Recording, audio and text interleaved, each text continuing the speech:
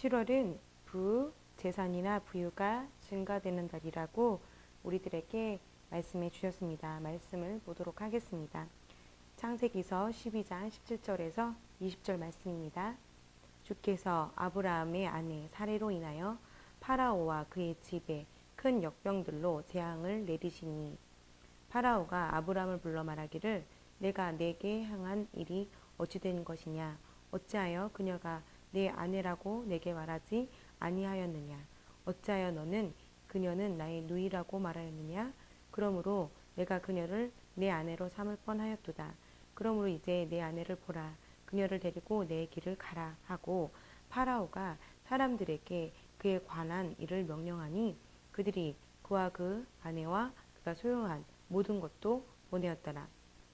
창세기서 13장 1절에서 2절도 말씀도 보겠습니다.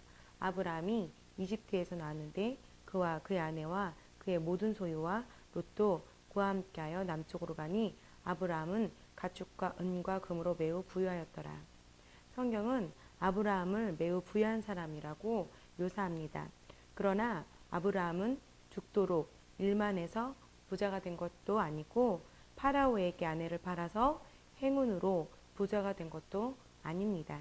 여기서 아브라함은 그의 아내 때문에 생명의 위협을 받아 파라오에게 자신의 와이프를 누이라고 말하고 생명에 안전할 것을 보장받고자 했습니다. 실질적으로 사촌 동생이었기 때문에 누이라고 하였지만 아내라는 사실 또한 말하지 않았습니다. 아브라함은 하나님께서 명령하신 본토 고향집과 아버지를 집을 떠나라고 하신 말씀에 순종하여 어디로 가야 하는지 모르면서 떠났으며 그 순종으로 인해 아브라함은 믿음으로 크게 되었습니다. 아브라함은 믿음으로 정상에 올랐습니다. 우리는 아브라함의 자녀들입니다. 그러므로 우리 또한 믿음으로 정상에 올라야 합니다. 우리의 현재 삶은 믿음에 의한 삶이 되어야 합니다. 하나님의 말씀을 믿는 믿음은 우리가 하는 모든 일에 놀라운 결과를 가져다 줍니다. 믿음이 없이는 하나님을 기쁘게 할 수 없습니다. 하나님께 나오는 자들은 누구든지 그분의 치유하시고 공급하시고 보상하시는 분임을 마땅히 믿어야 하기 때문입니다.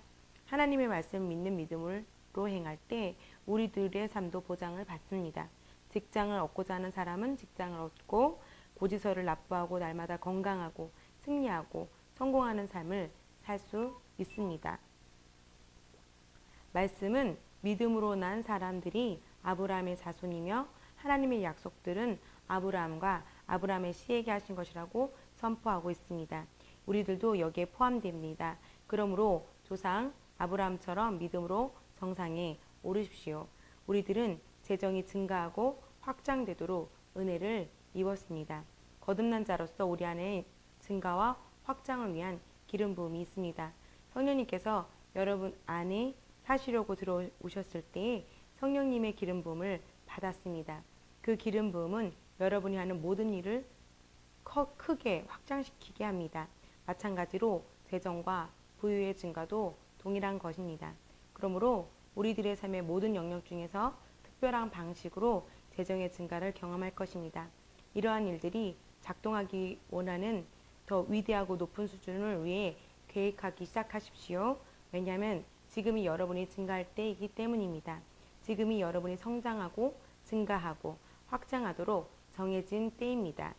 지금 위대함의 씨앗을 여러분 안에 스스로가 가지고 계십니다. 이것은 아브라함의 자손인 가진 생득권입니다. 여러분은 그리스도를 통한 아브라함의 자손이기 때문입니다. 이러한 말씀의 근거를 가지고 믿음으로 뛰기 시작하십시오. 믿음이란 일부 사람들이 말하는 것처럼 어둠 속으로 무작정 뛰어드는 것이 아니고 하나님의 말씀을 근거로 뛰는 것입니다. 이러한 단순한 진리를 이해한다면 여러분은 날마다 승리하는 삶을 살게 되고 여러분 스스로가 믿음으로 행하는지 아니면 아닌지를 분별할 수 있는 것입니다. 믿음은 어둠 속으로 무작정 뛰어드는 것이라고 생각하는 사람들은 승리의 길로 바로 가고 있는 것인지 항상 염려하고 확신하지 못합니다. 그러한 태도를 가진 분들은 항상 만약에 돈이 없으면 어떡하지? 만약에 이것이 해결되지 않으면 어떡하지? 라는 질문에 시달리고 있습니다. 돈이 없으면 어떡하지? 아픈 사람에게 손을 얹었는데 치유되지 않으면 어떡하지? 하나님의 말씀 선포했는데 아무 일도 일어나지 않으면 어떡하지? 그러한 사람들은 자신도 모르는 사이에 두려움과 불신의 세계로 들어가 있는 것입니다.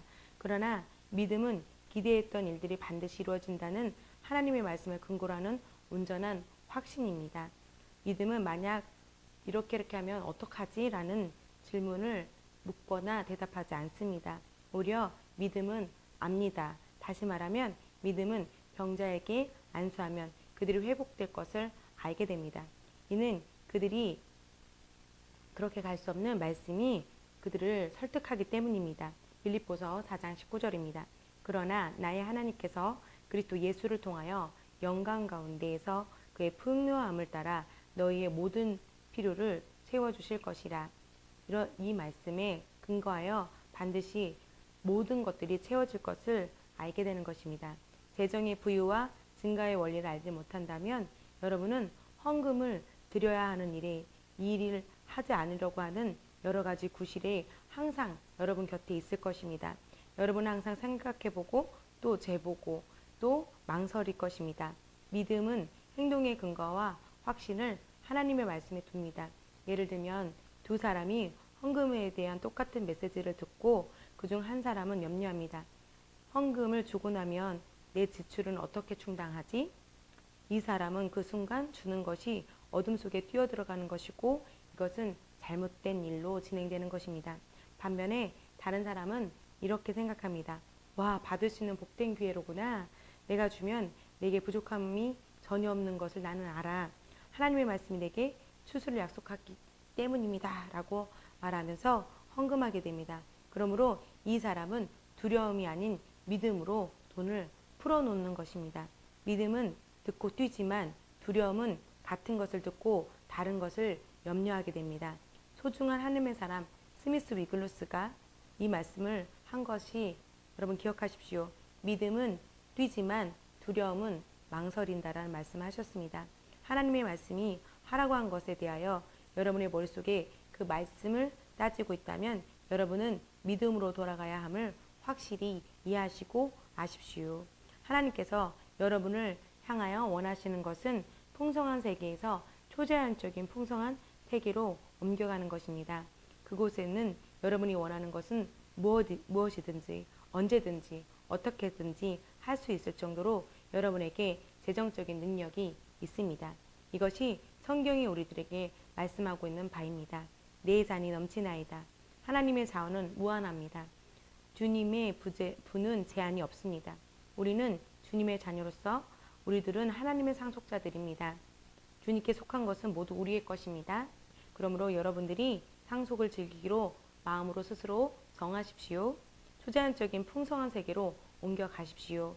여러분이 헌금하는 것 또한 주는 것을 통하여 여러분이 부와 재산을 번성시킬 수 있습니다.